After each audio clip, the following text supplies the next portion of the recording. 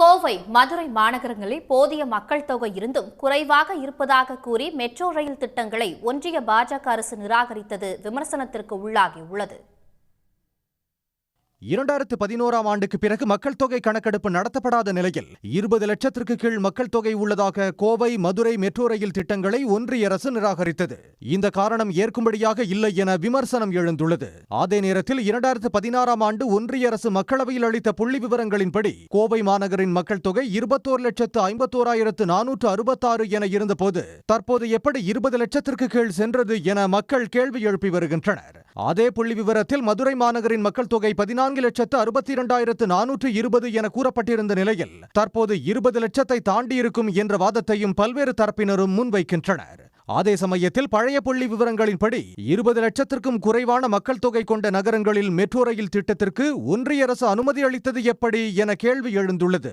அதன்படி 18,41,000 மக்கள் தொகை கொண்ட தானே நகரம், 15,85,000 மக்கள் தொகை கொண்ட ஆக்ரா, 17 லட்சம் மக்கள் தொகை கொண்ட போபால், 16,80,000 மக்கள் தொகை கொண்ட பாட்னா நகரங்களுக்கு மெட்ரோ ரயில் திட்ட ஒப்புதல் அளிக்கப்பட்டுள்ளது.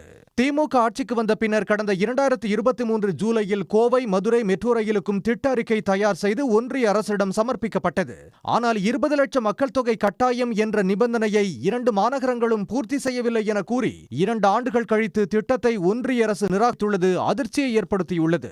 இப்போ இருக்கிற மதுரையினுடைய ஓட்டர் பாப்புலேஷன் எடுத்தீங்கனாலே 26 லட்சத்துக்கு மேல இருக்கு. கோயம்புத்தூர் எடுத்தீங்கன்னா 30 லட்சம் ஓட்டர் பாப்புலேஷன் இருக்கு. மதுரையும் சரி, கோயம்புத்தூருக்கும் 2 திட்டக்கும் சராசரியா 1,500 கோடி தான் மத்திய அரசினுடைய பங்களிப்பா இருக்கும். அப்போ மொத்தமே 3,000 கோடி மத்திய அரசின் பங்களிப்புல இந்த திட்டம் செயல்படுத்தணும். அந்த பங்களிப்பை கூட மத்திய அரசு கொடுக்காம அதுக்கு இந்த மாதிரி காரணங்களை கொடுக்கறது ரொம்ப ஏமாற்றமாக இருக்குது.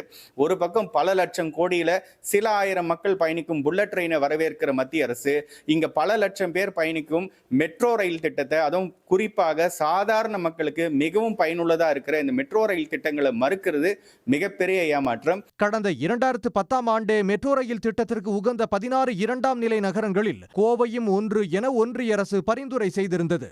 அதன் பின்னர் வந்த அதிமுக ஆட்சியில் மோனோ ரயிலுக்கு ஆதரவாக மெட்ரோ ரயில் திட்டம் கிடப்பில் போடப்பட்டது. எடப்பாடி பழனிசாமி முதலமைச்சரான பின்பு கோவை மெட்ரோ ரயில் திட்டத்தை முன்மொழிந்த நிலையில் அதற்கான பணிகள் தொடங்கி திமுக ஆட்சியில் முழு வடிவம் பெற்றது குறிப்பிடத்தக்கது. உடனுக்குடன் செய்திகளை தெரிந்து கொள்ள சன் நியூஸ் பெல் ஐகானை கிளிக் பண்ணுங்க.